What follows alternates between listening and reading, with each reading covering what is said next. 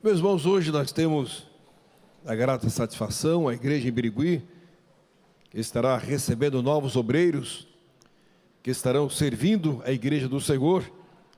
Estaremos naturalmente trazendo aqui uma rápida saudação a respeito desse trabalho que será realizado, mas antes, enquanto eu estava sentado aqui, me veio ao pensamento, me veio ao coração uma rápida meditação, e para isso eu quero convidá-los para que leamos um versículo no capítulo 15 do Evangelho segundo escreveu Mateus, e versículo de número 28.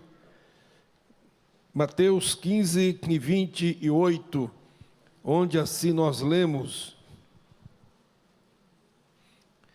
Então respondeu Jesus e disse-lhe: Ó mulher, grande é a tua fé, seja isso feito para contigo, como tu desejas. E desde aquela hora, a sua filha ficou sã. Amém. Meus amados, sabe o Senhor o motivo com que o Espírito Santo tem me conduzido para essa breve meditação a respeito de uma situação que o Senhor Jesus trouxe uma solução. A mulher cananeia, a mulher que vivia em Tiro e Sidom, ela teve o privilégio de tomar conhecimento que Jesus que raramente passava por aquele lugar, estava passando por ali. E a Bíblia nos informa que aquela mulher tinha um sério problema dentro da sua casa. A Bíblia fala que a sua filha estava miseravelmente endemoniada. E naturalmente nós podemos entender qual era a luta daquela mulher, qual era a situação que vivia aquela casa, uma casa onde o demônio está presente, não se tem paz, não se tem alegria, não se tem comunhão, não há presença do Senhor, evidentemente.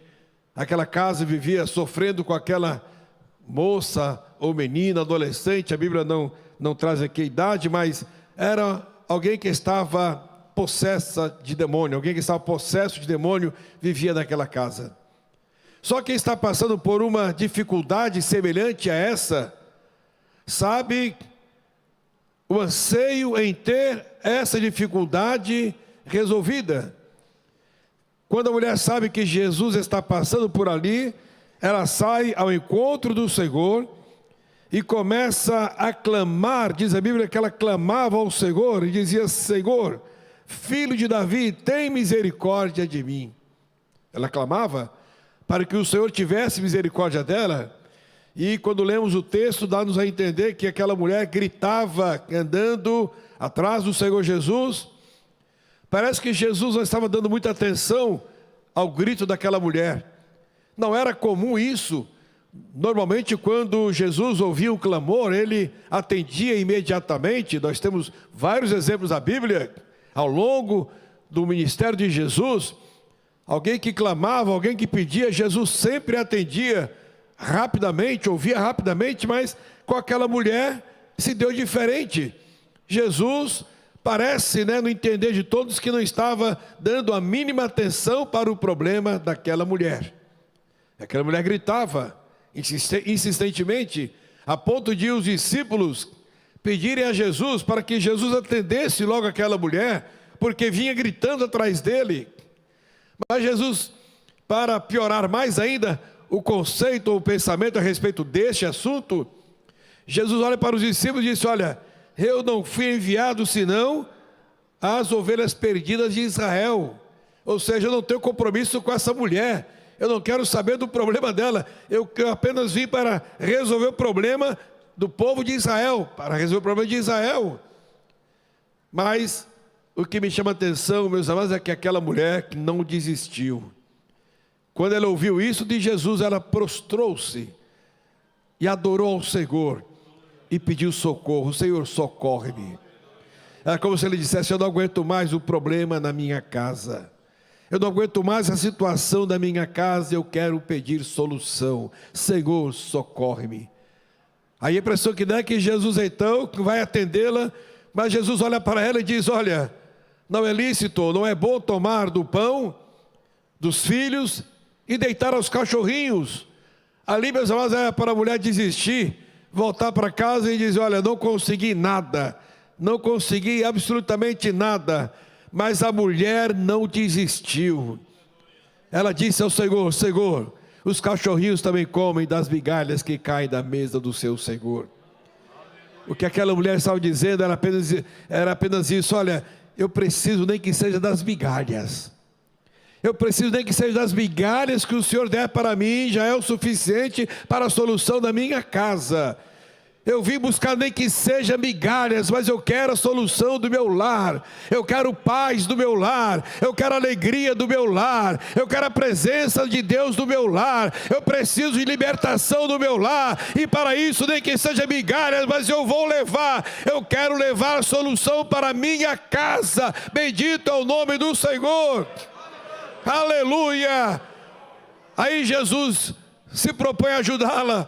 Era como se Jesus dissesse para a mulher: eu não tenho migalha para te dar, eu tenho pão vivo para te dar. Eu não tenho apenas metade do problema para resolver, eu tenho solução total do seu problema. Vai-te, mulher. Ali o Senhor Jesus então abençoou aquela mulher e disse: grande é a tua fé, seja isso feito para contigo conforme tu desejas. E imediatamente a moça ficou liberta, a filha dela ficou liberta, e a paz reinou sobre aquela casa. Bendito é o nome do Senhor. Aleluia, glória a Deus. Meus amados, nós estamos na presença do Senhor Jesus Cristo. É Ele quem tem a solução que nós precisamos. Existem situações, meus amados, que o homem não pode resolver, que o vizinho não pode resolver, que o parente não pode resolver. Existem situações que a natureza pode resolver, uma forma natural pode resolver, mas existem outras que só de maneira sobrenatural que pode ser resolvido. O natural, o marido, o vizinho resolve, o natural, um médico resolve, o natural, um amigo resolve, mas o sobrenatural, somente Jesus é quem resolve. Bendito é o nome do Senhor. O que me chama a atenção, meus amados, é que Jesus não deixou aquela mulher voltar para casa sem ser atendida. Valeu a insistência dela, valeu o grito dela, valeu o clamor dela, valeu a insistência dela. Ela levou a bênção para a sua casa, levou a libertação para a sua filha, levou o resultado de bênção para a sua casa. Quando estamos na presença do Senhor, nós não desistimos, porque sabemos que o Senhor Jesus está sempre pronto para nos atender. É possível que haja alguém aqui nesta noite que veio para este culto, mas quem sabe lá na sua casa ficou algum problema, alguma dificuldade.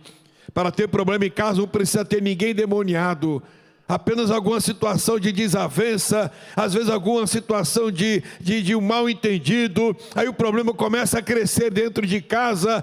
Não sei se alguém que está aqui deixou alguma situação assim na sua casa, mas esta noite o Senhor Jesus diz: olha, eu tenho a solução para o teu lar. Aquilo que o psicólogo não pode fazer, aquilo que o conselheiro não pode fazer, é o Espírito Santo quem faz. O sobrenatural é o Espírito Santo quem faz. O Senhor Jesus liberta, o Senhor Jesus restaura, o Senhor Jesus salva, o Senhor Jesus perdoa, o Senhor Jesus oferece nova oportunidade. Nem tudo está acabado, com Jesus tem solução. Bendito é o nome do Senhor. Com Jesus tem recomeço, com Jesus tem renovação, com Jesus tem restauração. Ele restaura. Bendito é o nome do Senhor.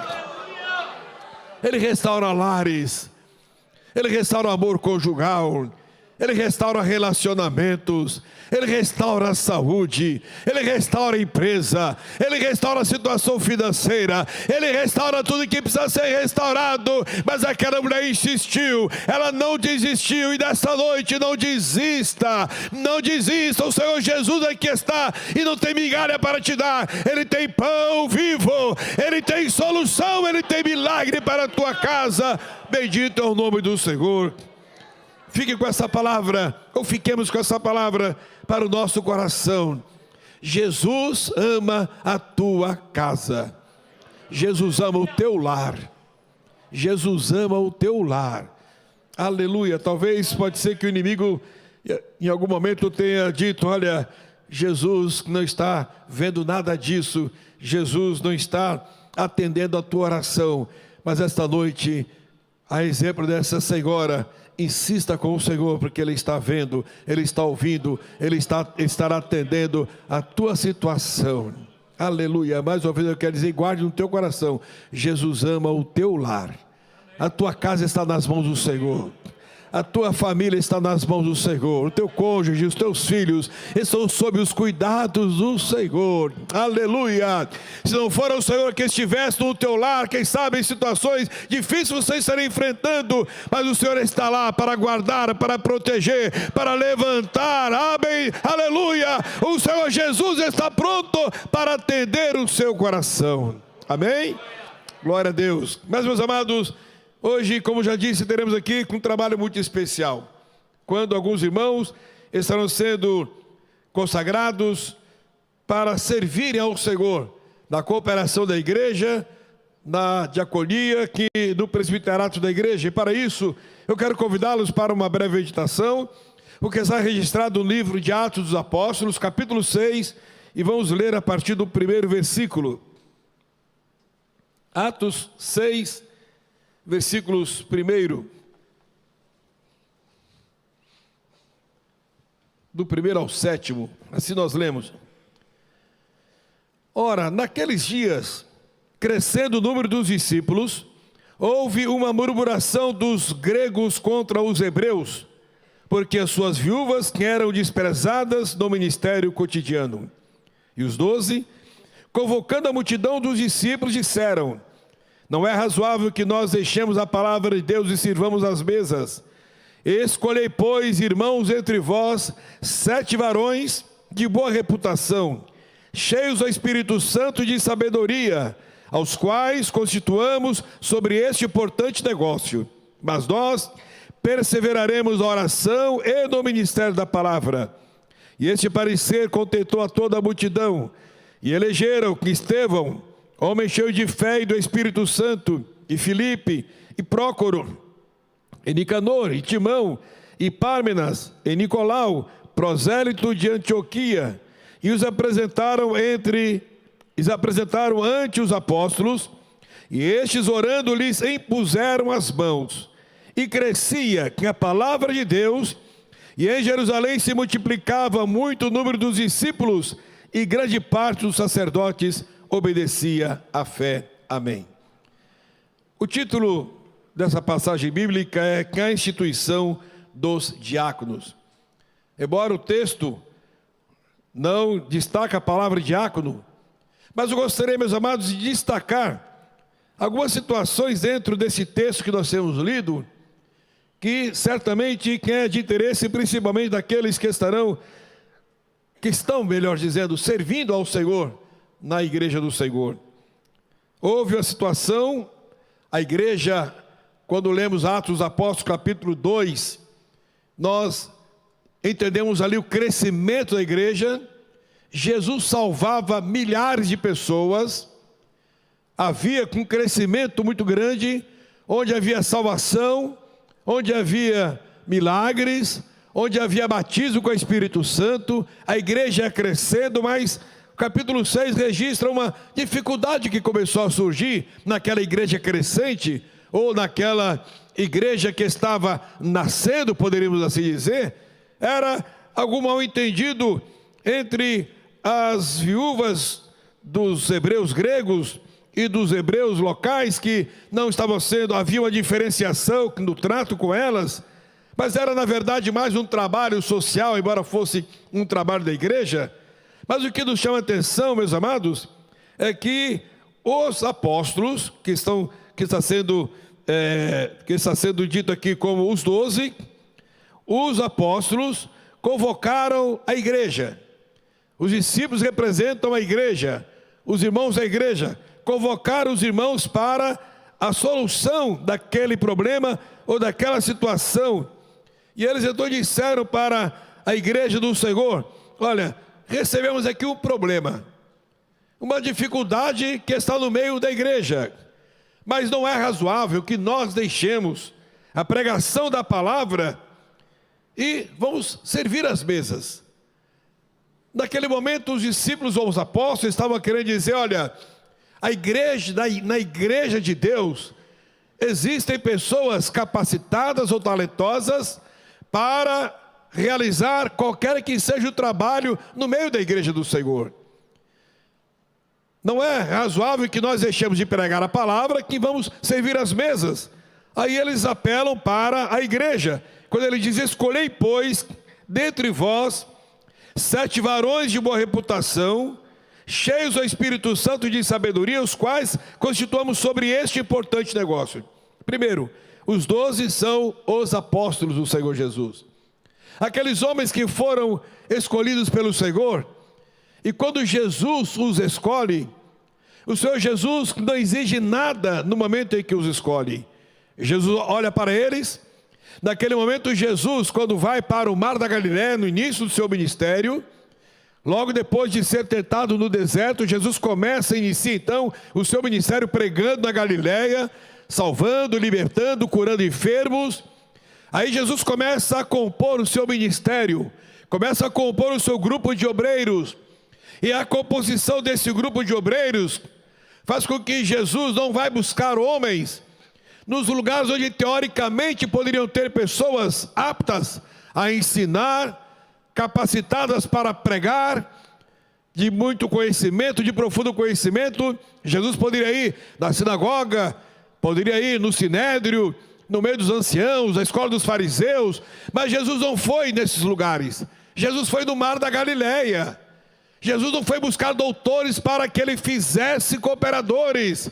Jesus não foi exigente em relação à origem daqueles homens, de quem eles eram filhos. Jesus não quis saber qual era a condição cultural daqueles homens, qual era a posição, o status da cidade ou da sociedade, não. Jesus foi buscar homens do mar da Galileia, homens que não tinham grande formação, homens que não tinham profundo conhecimento das leis, homens que não tinham muita influência da sociedade, eram pescadores, eram homens que estavam ligados à pesca, eram homens de uma vida muito simples, muito rudes, mas Jesus resolveu escolher aqueles homens que Jesus quis escolher, sabiam por que estava escolhendo Pedro, André, Tiago e João, porque eram homens que aceitariam a influência de Jesus sobre as suas vidas, eram homens que entendiam que precisavam de Jesus, que precisavam da orientação do Senhor Jesus, e se submeteriam às orientações que Jesus traria a eles. É interessante, meus amados, que aqueles 12, quando foram escolhidos pelo Senhor, eles se deixaram ser moldados pelo Senhor Jesus. E homens para ser moldados, ou se deixar ser moldado pelo Senhor Jesus, são homens que têm uma convicção em servir aquele que o está moldando. Não tem convicções próprias, não tem conhecimento próprio, não está embasado em profundo conhecimento teológico, não. Eles apenas conhecem Jesus e diz: é a esse que nós vamos servir, é a Ele que nós vamos ouvir. O que Ele pregar, o que Ele ensinar é o que vamos aprender. O que Ele mandar fazer é o que nós iremos fazer. O que Ele orientar é o que nós iremos obedecer. Por onde Ele mandar andar é por ali que vamos andar. Se Ele mandar parar, nós pararemos. Se Ele mandar continuar andando, nós continuaremos andando. Nós ouviremos a Ele, atenderemos a Ele. Ele é o nosso mestre, Ele é o nosso Senhor, Ele é o nosso professor. A Ele nós serviremos. Bendito é o nome do Senhor. Porque sabe, meus amados, existem pessoas que não se deixam ser conduzidas pelo Senhor Jesus, pessoas que têm a sua formação, pessoas que já têm as suas convicções, pessoas que sabem que aquilo que sabem, aquilo que têm, aquilo que aprenderam faz parte da sua vida, faz parte do seu perfil e não precisa de orientação de mais ninguém. Mas aqueles 12 não, eles seguiram ao Senhor. Mas por que eu estou chamando a atenção disso? Porque quando Jesus edifica a sua igreja, juntamente com eles, quando Pedro confessa que Jesus é o Cristo, o Filho do Deus vivo, Jesus disse: eu edificarei a minha igreja e as portas do inferno não prevalecerão contra ela. Aí Jesus olha para um daqueles 12 que não era doutor, que não era fariseu, que não era sacerdote, que não era ancião. Ele olha para Pedro e diz: olha, a ti darei a chave do reino dos céus. O que você ligar na terra será ligado nos céus, o que você desligar na terra será desligado do céu. Pedro, mas quem sabe alguém poderia, mas logo Pedro, homem que tem o estopim curto, Pedro que é um pouco afoito, é justamente este, porque quando Jesus escolhe a Pedro, não escolhe por aquilo que ele é, mas ele escolhe por aquilo que Pedro virá a ser. Quando Jesus te escolheu, não te escolheu na situação que você estava para continuar nela, mas ele te escolheu sabendo o que iria acontecer com você lá na frente, que é o dia de hoje. Bendito é o nome do Senhor. Aleluia. Então aqueles homens que foram escolhidos pelo Senhor, agora voltando para o texto que nós lemos, são os pastores da igreja. Eles continuaram sem estudos, ou melhor, não frequentaram as cátedras, mas eles frequentaram os lugares com o Senhor Jesus. Eles ouviram os professores falando a respeito das leis de Moisés, mas eles ouviram Jesus ensinar, eles viram Jesus operar milagres, eles acompanharam a Jesus em todo o seu ministério. Pedro, seu irmão André, Tiago e João e os outros apóstolos, outros discípulos, viram Jesus ressuscitar mortos, viram Jesus dar vista a cegos, viram Jesus levantar paralíticos, viram Jesus limpar leprosos, viram Jesus expulsar demônios, viram Jesus operar milagres. Esta foi a lição que eles obtiveram em andar com o Senhor Jesus. Aleluia. Agora eles estão pastoreando a igreja. Surge uma dificuldade ali no meio da igreja. Eles dizem: não é razoável que nós deixemos de pregar e de anunciar aquilo que nós presenciamos, aquilo que nós aprendemos do Senhor Jesus, mas vamos escolher. Vocês, igreja, vocês vão nos apresentar pessoas. Mas olha, tem aqui uma certa exigência. Vocês vão nos apresentar homens, 7 é o suficiente, homens de boa reputação, cheios do Espírito Santo e de sabedoria. Homens de boa reputação, cheios do Espírito Santo e de sabedoria. O Senhor mandou que a igreja escolhesse aqueles homens. E é interessante que nós lembremos que o apóstolo Paulo disse que o Senhor Jesus deu à igreja. Jesus deu apóstolos, evangelistas, profetas, pastores e doutores. Foi Jesus quem deu. Mas os diáconos foi a igreja quem escolheu. Jesus, os discípulos disseram, os apóstolos disseram: escolher esses homens. Mas o que eu acho interessante é que tinha critério.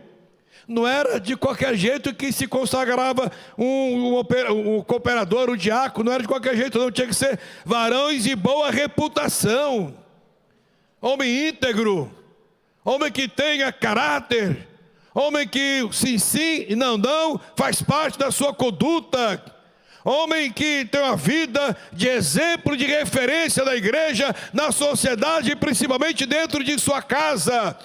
Aquele pai amoroso da igreja é o mesmo pai amoroso da casa. Aquele marido atencioso da igreja é o mesmo marido atencioso também na sua casa. É aquele homem que vive bem com a esposa, que vive bem com os seus filhos, que vive bem com a sociedade, que é exemplo da igreja. Homens de boa reputação.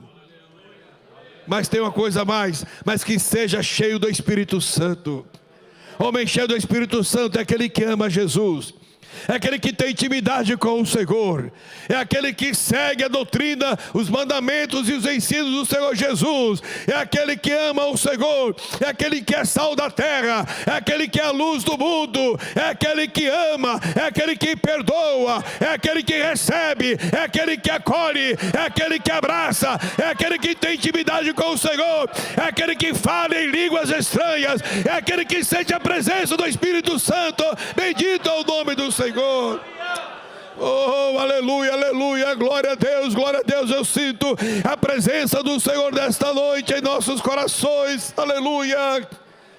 Precisa ser homens de boa reputação, cheios de sabedoria, não somente ser espiritual, mas tem de ter sabedoria, cuidado no trato com as pessoas, cuidado na atuação, na função que estão recebendo da parte do Senhor.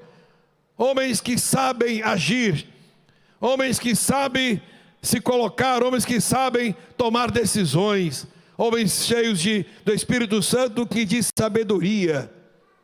E aí eu achei interessante que eles disseram: os quais constituamos sobre este importante negócio. Comecei a pensar a respeito disso, meus amados. Eles iam servir como diáconos da igreja, e os apóstolos consideram o serviço da diaconia como importante negócio da igreja, importante para quem está servindo, importante para quem está sendo servido. Ou seja, tanto o diácono é importante, quanto a igreja também é importante. O Senhor não quer que a igreja seja tratada de qualquer maneira, de maneira nenhuma. A igreja é dele. Jamais o Senhor Deus, jamais o Senhor Jesus vai desejar que a igreja seja maltratada, ou que a igreja não seja compreendida de maneira nenhuma. A igreja é a esposa do Senhor Jesus Cristo, e Ele ama a sua igreja. Oh, aleluia, é importante. É bem por isso, meus amados, que nós, quando vamos consagrar alguém para servir na igreja, nós não consagramos por tempo de casa, não consagramos por influência da igreja, não consagramos porque alguém pediu, não. São consagrados porque foram escolhidos pelo Senhor Jesus. Aleluia, glória ao nome do Senhor. Eu sempre tenho dito, meus amados, que não se segura crente na igreja oferecendo cargos para ele. Olha, para ele não ir embora, que eu vou, ele vai fazer isso, vai fazer aquilo. Não, se oferece os cargos da igreja para quem é crente. Para quem é crente, vai servir para quem é crente. Aleluia. Vai ter algum trabalho, alguma atividade da igreja, vai ter atividade de quem é crente. Não é para segurar, olha, eu vou segurar isso aqui porque ele é uma família boa, ele é educado, eu vou fazer, eu vou dar um cargo para ele, que é para ele ficar na igreja. Não, meu amado irmão, dê cargo para ele se ele for crente, porque tudo que é da igreja é importante. É importante negócio, tudo que é da igreja é importante, porque a igreja é do Senhor. Aleluia. Coral da igreja é importante, orquestra da igreja é importante, conjunto do círculo de oração da igreja é importante, esse grupo de louvor que cantou com tanta graça e unção, também o conjunto é importante. Tudo que é da igreja é importante. Obreiros são importantes, púlpito é importante, portaria da igreja é importante, administração da igreja é importante, porque tudo aqui é santo. Este lugar é santo, este púlpito é santo, essas cadeiras são santas. Bendito é o nome do Senhor. Tudo é consagrado para servir ao Senhor. Tudo é consagrado para servir ao Senhor. E os apóstolos dizem: olha, vamos constituí-lo sobre esse importante negócio. Mas nós perseveraremos na oração e no ministério da palavra. Então agora a igreja está se completando. Trouxeram aqueles homens que foram indicados, apresentaram aos apóstolos, e o que eles fizeram? Eles oraram e impuseram as mãos. Ainda antes da oração era apenas uma indicação. Depois que eles puseram a mão, agora era uma consagração. Aqueles que foram indicados agora são consagrados para servirem na igreja do Senhor. Não é qualquer um que serve na igreja, aqueles que são consagrados para servirem na igreja do Senhor. E com isso a igreja crescia, havia salvação, continuou Jesus salvando e batizando crentes com o Espírito Santo. Eu quero encerrar dizendo aos irmãos que tudo que há na igreja, todas as atividades da igreja são importantes para o Senhor Jesus Cristo. Os irmãos que serão consagrados esta noite foram escolhidos pelo ministério da igreja, tomando, na verdade, como base as atividades que os irmãos já exercem na igreja. Eles estão sendo indicados para servir a igreja do Senhor. E esse trabalho ficou tão importante e reconhecido que o apóstolo Paulo, lá na carta a Timóteo, na primeira carta de Paulo a Timóteo, ele traz orientações exclusivas para esses irmãos que servem como bispos ou presbíteros ou pastores, e aqueles que servem como diáconos da igreja também. Inclusive ali o apóstolo Paulo faz uma recomendação até para as mulheres. Alguns dizem que seriam quem sabe, cooperadoras ou diaconisas da igreja. Outros teólogos dizem que são as esposas, dos que estão sendo consagrados. Mas enfim, o que eu quero chamar a atenção, que o trabalho das mulheres também era importante para a igreja do Senhor. As mulheres também tinham um papel importante na igreja. E quando o apóstolo Paulo mandava que as mulheres se calassem, não sei por que ele fazia isso, porque as mulheres quase não falam. Não sei se eu estou errado, não é? Mas dizem que as mulheres têm que falar 7.000 palavras por dia. Não sei se isso procede ou não, mas lá em casa parece que procede. Mas de qualquer maneira, o que eu quero chamar a atenção dos irmãos é que o apóstolo Paulo fazia algumas restrições, talvez por problemas locais, mas as mulheres também são importantes no ministério da igreja. Elas também são importantes no serviço da igreja do Senhor. E o apóstolo Paulo, na carta a Timóteo, ele recomenda também as mulheres que servem na igreja do Senhor. Meus amados, que o Senhor Deus nos abençoe e nos guarde. E vocês que estão sendo consagrados hoje, interessante é que seja valorizado para o cargo aos quais os irmãos estarão ocupando a partir de hoje. O cargo da igreja é momentâneo e é presente. Eu não posso ir à frente para ser consagrado a diácono, olhando já para o dia que eu vou ser consagrado a presbítero. Pode até ser que você nunca será um presbítero, mas será sempre um bom diácono. Porque muitas vezes a gente quer, vamos dizer aqui, dar uma promoção para alguém que está servindo como um bom diácono e consagra para presbítero que não dá certo como um presbítero. Você nem ganha um presbítero e ainda perde um diácono. Porque aquele trabalho que ele fazia, deixou de fazer, e às vezes não desempenha o trabalho de um presbítero como deveria ser.